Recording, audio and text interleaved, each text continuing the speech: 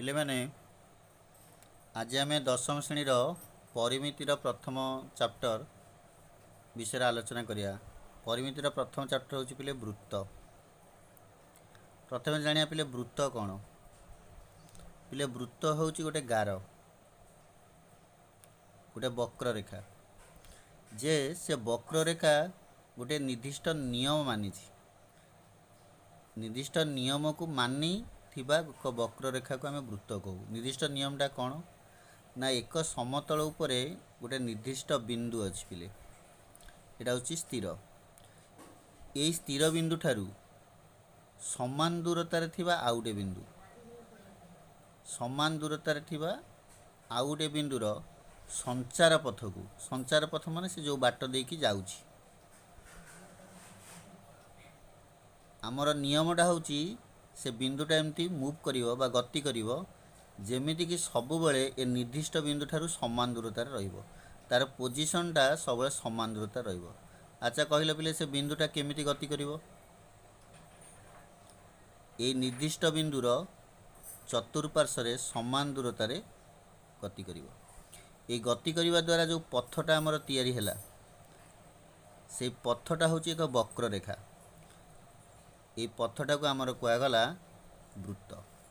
आई निर्दिष्ट बिंदुटा को कहगला से वृत्तर केंद्र, जहाँ मु ओ अक्षर द्वारा सूचित कली। ये जो बिंदुटा गला यहाँ है से पथटा को आमर कहती वृत्त। ताले पिले वृत्त क्या कहती, वृत्तर नियम है एक समतल रे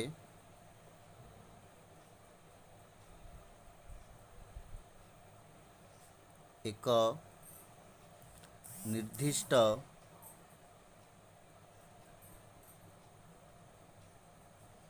बिंदु ठारू समान दूरतारे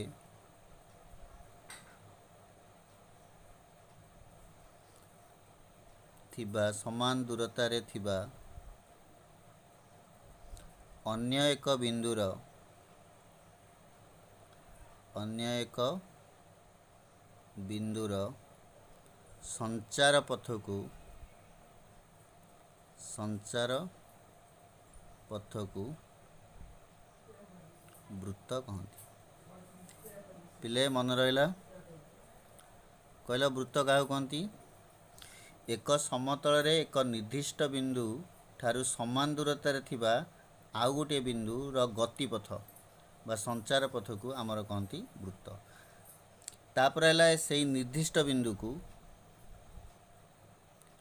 से निर्दिष्ट बिंदु को पिले वृत्तर केंद्र कहती। मन रखियो, वृत्तर केंद्र कहती। तापर पिले वृत्त समतल को आमर तीनोटी सेट रे विभक्त कला। वृत्त समतल को पिले तीनोटी सेट रे विभक्त कला। कहला से सेट ना कौन पिले, गोटे सेट है वृत्तर अंतर्देश, वृत्तर अंतर्देश। द्वितीय है पिले वृत्त उपरिस्थ बा निजे वृत्त। थर्ड हूँ पिले वृत्तर बहिर्देश। यहीपरि भाव समतलटा आमर तीनोटी अंशरे बा तीनोटी सेट रे विभक्त है। पिले जोटा वृत्तर अंतर्देश बा वृत्तर भितर जो अंशटा अच्छी, जो रिजनटा अच्छी, सेटा हूँ पिले आमर उत्तल सेट। तुम कह सार उत्तल सेट कौन ना, पिले उत्तल सेट हूँ एक अंचल आम दीटा बिंदु नवा आउ से दीटा बिंदु को जॉइंट करवा। जॉइंट कले जो रेखाखंड तैयारी हे से रेखाखंडर समस्त बिंदु जदि सेई सेट रे रहिला ताले सेटा उत्तल सेट हम। तेमे देख पिले वृत्तर अंतर्देश जेकोसी दुईटी बिंदु निय आउ ताकू जोग कर देखिबा से रेखाखंडटा टोटाल से वृत्तर अंतर्देश रहिबो। तेणु वृत्तर अंतर्देश होची एक उत्तल सेट। किंतु वृत्त बा वृत्त उपरिस्थ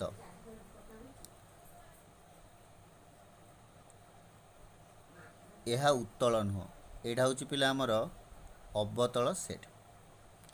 अच्छा अवतल सेट कहीं कहगला देख पिले मु वृत्त उपरे दीटा बिंदु नेबी आउ ताकू जोग करी जो रेखाखंडटा तैयारी हैला पिले से रेखाखंडर सबु अंश वृत्त उपरिस्थ हैला नहीं, खाली ये दीटा बिंदु से रेखाखंडर प्रांत बिंदु दीटा वृत्त उपरिस्थ रहिला, अन्य बिंदु गुड़ाक वृत्त उपरिस्थ हैला नहीं। तेणु यहाँ उत्तल नुह, ताको आमर अवतल सेट कहते। पिले वृत्तर जो बहिर्देश ताहा मध्य अवतल सेट। आमे जदि वृत्तर बहिर्देश रे जोड़ाई बिंदु नवा आउ ताकू जोग करिबा देख से रेखाखंडर सबु अंश वृत्तर बहिर्देश रे रहिबो नहीं। ताले वृत्त समतल को तीन भाग में विभक्त गला, गोटे वृत्तर अंतर्देश, गोटे वृत्त उपरिस्थ, आउ गोटे है वृत्तर बहिर्देश। तापर पिला आमे जानिबा वृत्तर व्यासार्ध। वृत्तर व्यासार्ध अच्छा कहला पिले वृत्तर व्यासार्ध क्या कहती। नेक्स्ट पिले वृत्तर व्यासार्ध। पिले वृत्तर व्यासार्ध क्या कहती मन रख। वृत्त पिले वृत्तर व्यासार्ध क्या कहती। वृत्त उपरिस्थ, वृत्त उपरिस्थ जेकोसी बिंदु को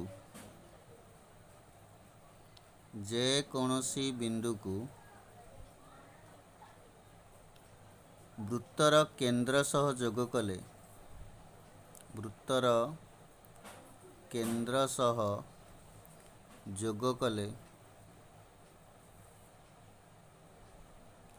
जेउ रेखाखंड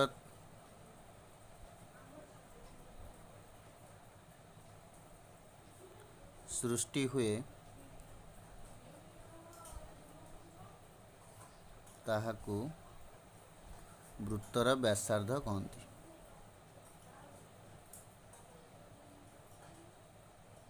पिले मन रहा वृत्तर व्यासार्ध क्या कहती। वृत्त उपरिस्थ जेकोसी बिंदु को वृत्तर केंद्र सहित आम जोग करदेले जो रेखाखंड सृष्टि हुए ताकू वृत्तर व्यासार्ध कहती। यह स्मॉल आर द्वारा सूचित करा जाए।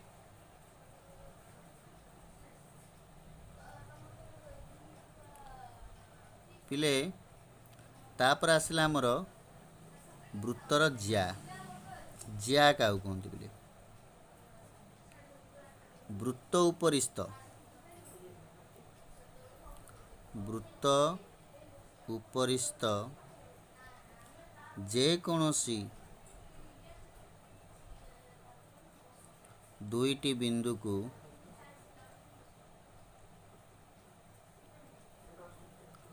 जोग करुथिबा रेखाखंड को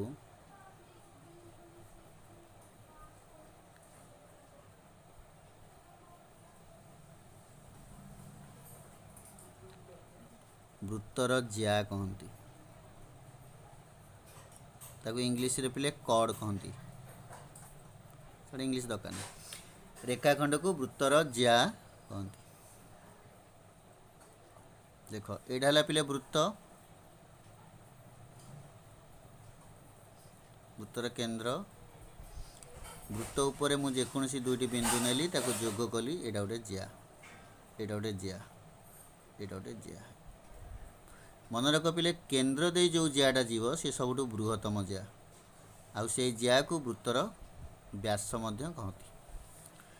वृत्त उपरिस्थ जेकोसी दुईटी बिंदु को जोग करुथिबा रेखाखंड को वृत्तर ज्या कहती। केंद्र दे जाइथिबा ज्या वृत्तर बृहत्तम ज्या अटे। केंद्र दे जाइथिबा ज्या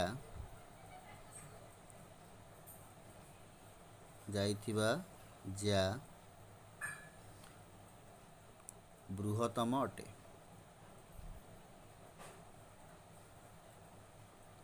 ଏହାକୁ व्यास कहती। पिले मन रख एक कथा सर्ट क्वेश्चन परीक्षा आसो बृहत्तम ज्या किए बृहत्तम ज्या हूँ व्यास जी केन्द्र दे जाइए। आउ गोटे कथा मन रख व्यास सर्वदा व्यास व्यासार्धर 2 गुण व्यास समान व्यासार्ध गुणन 2 ए कथाटा मन रख। तापर पिले आसला आमर परिधि वृत्तर परिधि कौन पिले मन रख वृत्तर गोटे बिंदु वृत्त उपरिस्थ गोटे बिंदु ठारू आमे गति करिबा वृत्त उपरे गति करिकी थरे बुली आसिले से बिंदु रे पहुँचवा जेतिकी बाट आमे बुली आसिले सेटा को वृत्तर परिधि कहती आ वृत्तर परिसीमा मध्य कहती। ताले कहल वृत्तर परिधि क्या कहती वृत्तर परिधि होची वृत्तर दैर्घ्य को वृत्तर परिधि कहती वृत्तर दैर्घ्य को वृत्तर परिधि कहती परिधि बा परिसीमा कहती। पिले ए परिधि वृत्तर अंतर्देश को आबद्ध करके रखी वृत्तर अंतर्देश को किए आबद्ध करी ना वृत्तर परिधि यही दैर्घ्यटा जी मनकर ये जड़े आरंभ है एमती गति गति गति करी करी करी करी पुणी से आसी पहुँचला जी बाट गला सेटा वृत्तर परिधि बा परिसीमा कहती। मन रहा आमर स्विस गणितज्ञ जोहान लाम्बर्ट मन रहा स्विस गणितज्ञ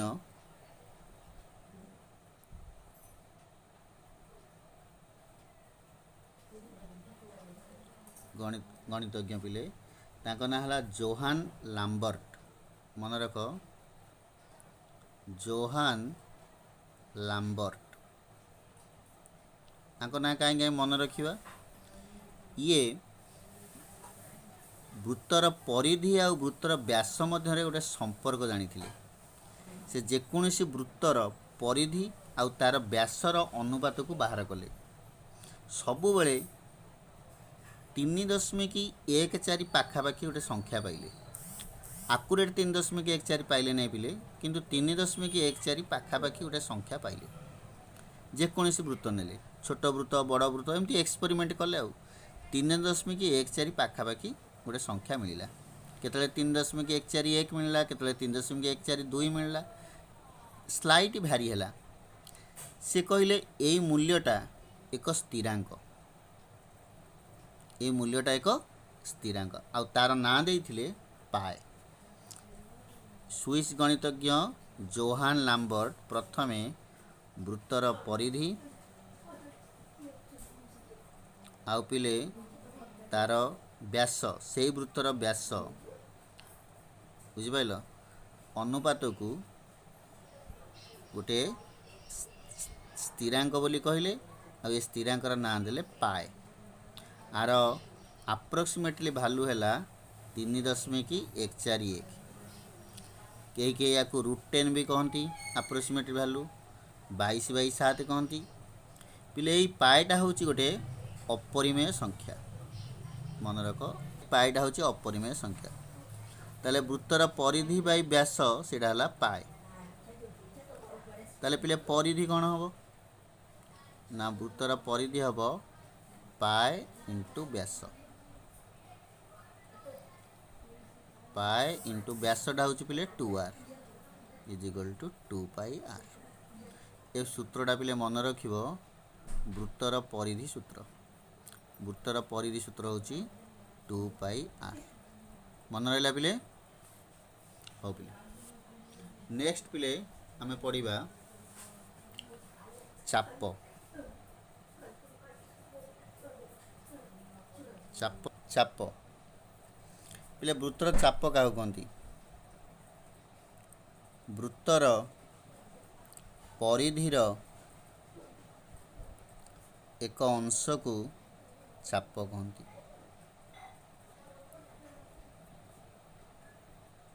ଚାପ କହନ୍ତି।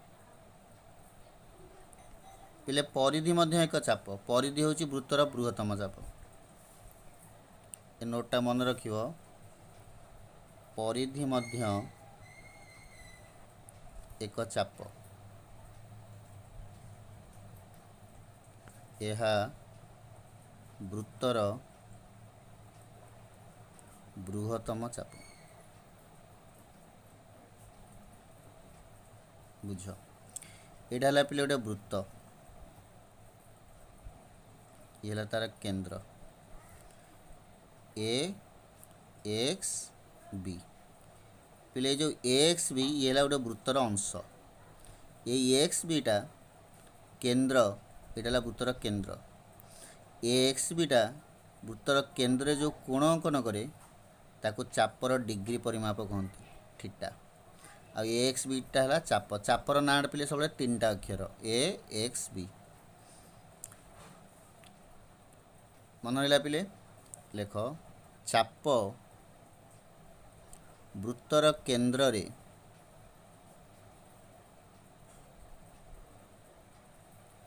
ଯେଉଁ କୋଣ ସୃଷ୍ଟି କରେ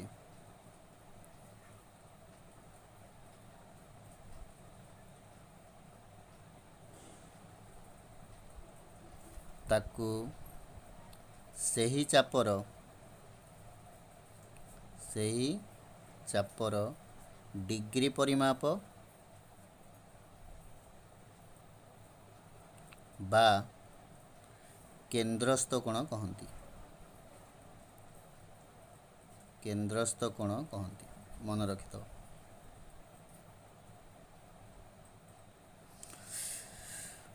ଏ ଚାପଟା। ଆଉ ଗୋଟେ ପିଲା ଅଛି କ୍ଷୁଦ୍ର ଚାପ, ବୃହତ ଚାପ। ସେଇଟା ଆମେ ଜ୍ୟାମିତିରେ ପଢ଼ିବା। ଅର୍ଦ୍ଧବୃତ୍ତ ଠାରୁ ଯିଏ ସାନ ହେବ ସିଏ କ୍ଷୁଦ୍ର ଚାପ, ଅର୍ଦ୍ଧବୃତ୍ତ ଠାରୁ ଯିଏ ବଡ଼ ହେବ ସିଏ ବୃହତ ଚାପ। ଆଉ ସବୁଠାରୁ ବଡ଼ ଚାପ ହେଉଛି ନିଜେ ବୃତ୍ତର ପରିଧି। ଆଉ ତାର କେନ୍ଦ୍ରସ୍ଥ କୋଣ ହେଉଛି 360 ଡିଗ୍ରୀ। ଲେଖିଦିଅ, ପରିଧିର କେନ୍ଦ୍ରସ୍ଥ କୋଣ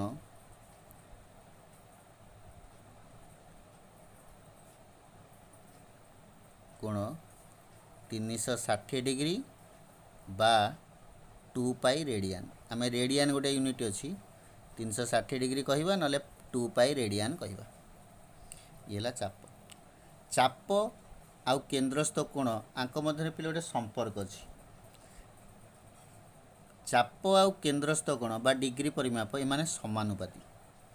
ତେଣୁ ଗୋଟେ ସୂତ୍ର ମନେ ରଖ ପିଲେ, ଚାପ ବାଏ ଏହାର କେନ୍ଦ୍ରସ୍ଥ କୋଣ ଯାହା ହେବ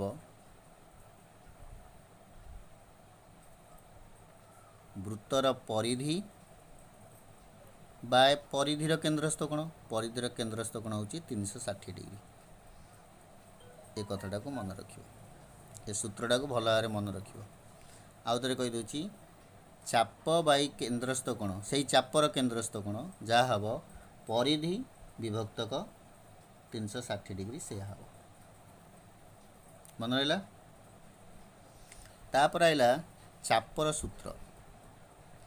ପିଲେ ଚାପର ସୂତ୍ର ଯୋଡ଼ାଏ ଅଛି। ଗୋଟେ ହେଉଛି R ଇଣ୍ଟୁ ଥିଟା। ଯେ କେତେବେଳେ, ଯେତେବେଳେ ଥିଟାଟା ଆମର ରେଡ଼ିଆନ୍ରେ ଦେଇଥିବ। ଥିଟାର ଦୁଇଟା ଏକକ, ଗୋଟେ ରେଡ଼ିଆନ୍ ଆଉ ଡିଗ୍ରୀ। ଯେତେବେଳେ ରେଡ଼ିଆନ୍ ଦେଇଥିବ ସେତେବେଳେ ଚାପକୁ ଆମର ଏଲ୍ ବୋଲି କହନ୍ତି। ଏଲ୍ ଅକ୍ଷର ଦ୍ୱାରା ସୂଚିତ କରାଯାଏ। R ଇଣ୍ଟୁ ଥିଟା ହେବ ଯେତେବେଳେ ଥିଟାଟା ରେଡ଼ିଆନ୍। ଆଉ ଯେତେବେଳେ ପିଲେ ଥିଟାଟା ଡିଗ୍ରୀ ହେବ ସେତେବେଳେ ଚାପ ବାହାରିବା ସୂତ୍ର ହେବ ଥିଟା ବାଇ 180 ଡିଗ୍ରୀ ଇଣ୍ଟୁ ପାଇ ଆର୍। ଏ ସୂତ୍ର କେତେବେଳେ ପଡ଼ିବ? ଯେତେବେଳେ ଥିଟାଟା ଡିଗ୍ରୀ। ମନେ ରହିଲା ପିଲେ? ଇଏ ହେଉଛି ଚାପର ଯୋଡ଼ାଇ ସୂତ୍ର। ଚାପ ପରେ ପିଲେ ଆମେ ପଢ଼ିବା ବୃତ୍ତକଳା। ବୃତ୍ତକଳା କାହାକୁ କହନ୍ତି?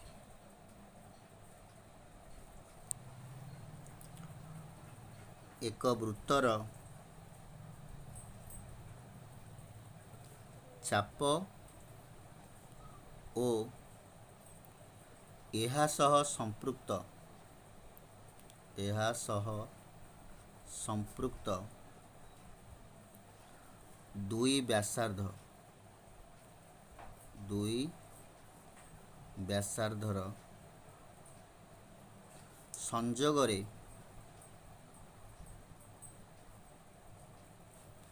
ଯେଉଁ ଚିତ୍ର ସୃଷ୍ଟି ହୁଏ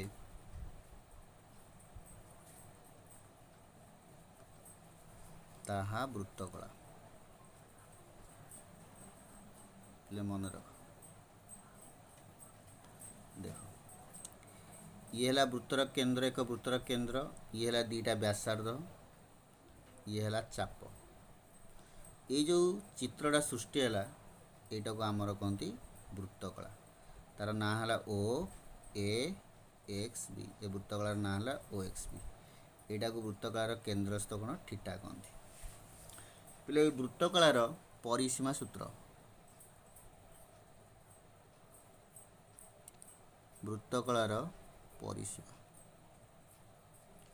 ପିଲେ ବୃତ୍ତକଳାର ପରିସୀମା ସୂତ୍ର ହେଉଛି ଚାପ ପ୍ଲସ୍ 2r। ଏଇଟା ହେଲା ଚାପ, ଇଏ ହେଲା r, ଇଏ ହେଲା r। ଏ ଦୁଇଟା ସହିତ ଚାପ ମିଶିଗଲେ ଚାପ ପ୍ଲସ୍ 2r। ଇଏ ହେଲା ଆମର ବୃତ୍ତକଳାର ପରିସୀମା ସୂତ୍ର। ଆଉ ଗୋଟେ ବୃତ୍ତକଳାର କ୍ଷେତ୍ରଫଳ ସୂତ୍ର ଅଛି, ସେଟା ବି ଲେଖିଦେଉଛି। ବୃତ୍ତର କ୍ଷେତ୍ରଫଳ ଆଗ ଲେଖିଦେବା। ବୃତ୍ତର କ୍ଷେତ୍ରଫଳ ସୂତ୍ର ପିଲେ ମନେ ରଖିବ ପାଇ r ସ୍କୋୟାର, ବୃତ୍ତର କ୍ଷେତ୍ରଫଳ ସୂତ୍ର। ଆଉ ବୃତ୍ତକଳାର କ୍ଷେତ୍ରଫଳ, ବୃତ୍ତକଳାର କ୍ଷେତ୍ରଫଳ ସୂତ୍ର ଗୋଟିଏ ଅଛି ପିଲେ ହାଫ୍ ଇଣ୍ଟୁ ଏଲ୍ ଇଣ୍ଟୁ ଆର୍। ପିଲେ ଏଲ୍ଟା ହେଉଛି ଚାପ, ଆର୍ଟା ହେଉଛି ବ୍ୟାସାର୍ଦ୍ଧ। ଆଉ ଗୋଟେ ଫର୍ମୁଲା ଅଛି ହାଫ୍ ଆର୍ ସ୍କୋୟାର ଥିଟା। ଯେତେବେଳେ ଥିଟାଟା ଆମର ରେଡ଼ିଆନ୍, ସେତେବେଳେ ବୃତ୍ତକଳାର କ୍ଷେତ୍ରଫଳ ହେବ ହାଫ୍ ଆର୍ ସ୍କୋୟାର ଥିଟା। ଆଉ ଗୋଟେ ଫର୍ମୁଲା ଅଛି ଥିଟା ବାଇ 360 ଡିଗ୍ରୀ ପାଇ ଆର୍ ସ୍କୋୟାର। ଏଇଟା କେତେବେଳେ ପଡ଼ିବ ନା ଯେତେବେଳେ ଥିଟାଟା ଆମର ଡିଗ୍ରୀ। ଇଏ ହେଲା ଆମର ବୃତ୍ତକଳାର ସୂତ୍ର ସବୁ। ତାପରେ ଆସିଲା ପିଲେ ଅର୍ଦ୍ଧବୃତ୍ତ।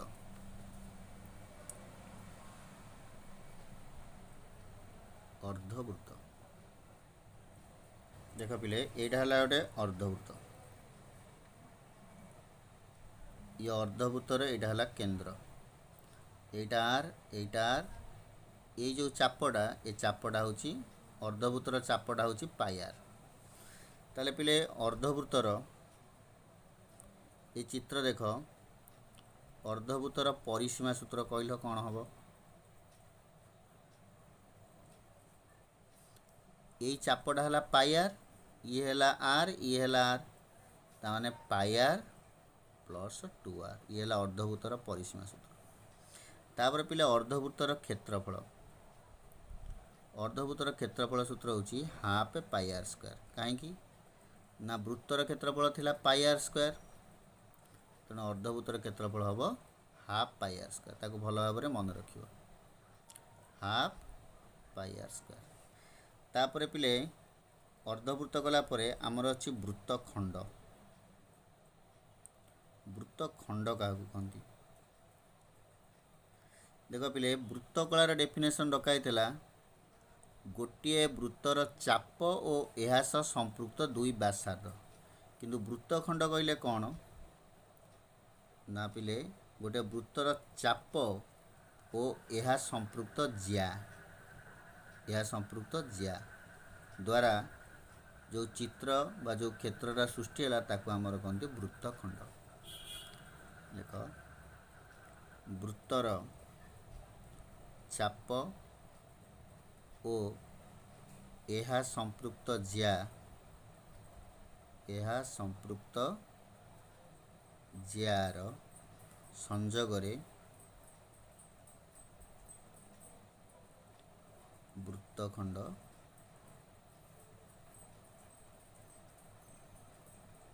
ସଂଯୋଗରେ ବୃତ୍ତଖଣ୍ଡର ସୃଷ୍ଟି। ଆର ସୂତ୍ର ଆମେ ପରିମିତି କଲାବେଳେ ବାହାର କରିବା। ନେକ୍ସଟ ପିଲା ଆଇଲା ଆମର ଐକକେନ୍ଦ୍ରିକ ବୃତ୍ତ। ପିଲା ଐକକେନ୍ଦ୍ରିକ ବୃତ୍ତ କ'ଣ ମନେ ରଖ? ଯଦି ଦୁଇଟି ବୃତ୍ତର କେନ୍ଦ୍ର ଅଭିନ୍ନ ହୋଇଥାଏ, ପିଲା ଅଭିନ୍ନ ମାନେ କ'ଣ? ଏକା। ए वृत्तर केन्द्र जी ए वृत्तर केन्द्र भी सी से वृत्तद्वय को आम ऐक केन्द्रिक वृत्त कहू। बड़ वृत्तर व्यासार्ध कैपिटाल आर आउ छोट वृत्तर व्यासार्ध को आम स्मॉल आर रूपे नौ। ये जो अंचलटा आमको मिलला यटा को बलय बोली कहते। कौन कहते पिले? बलय। ऐक केन्द्रिक वृत्त क्या कहुए मन रहा? जदि वृत्तद्वयर केन्द्र अभिन्न वृत्तद्वय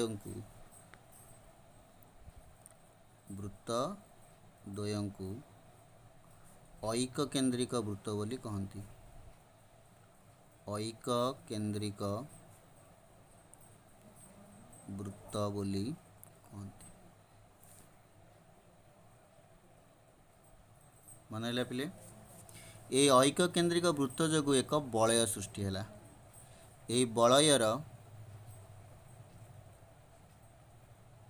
बलयर प्रस्थ बा तार मोटेई सूत्र होची capital R minus small R. आ बलयर क्षेत्रफल पिले ये बड़ वृत्तर क्षेत्रफल माइनस ये सान वृत्तर क्षेत्रफल। बड़ वृत्तर क्षेत्रफल है पाई कैपिटाल आर स्क्वायर, सान वृत्तर क्षेत्रफल है पाई स्मॉल आर स्क्वायर। आम पाईटा कॉमन नहीं जावा, ब्रैकेट रहिबो capital R square minus small R square. एठी हमर गोटे सूत्र पड़ी जीवो A square minus B square. ता फॉर्मूला होची A plus B whole into A minus B. ता माने capital R plus small R whole into capital R minus small R. पिले एटा बलयर क्षेत्रफल सूत्र आकु भल भाव मन रखिबो।